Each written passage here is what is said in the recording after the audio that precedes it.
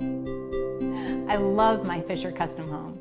He built a fabulous house. It's solid, it's well constructed. I don't hear the noise. We live on Tapawingo. This house is quiet, it's comfortable. My favorite thing about a Rob Fisher house is it's super energy efficient. This is a 5,700 square foot conditioned space, and my utilities average about $125 a month. So this was a spec house, and we came into it when it was about 2/3 completed. We just fell in love with what we saw.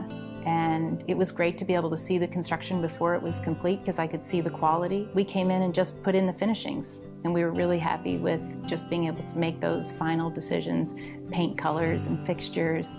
And he had options for us, but if we wanted to do something different, that was fine too. I like the way that Rob placed the house on the lot, and I like the way that he maintained the trees on the lot. And he seemed to give a lot of thought to sort of how to angle the house to maximize the green space on the lot.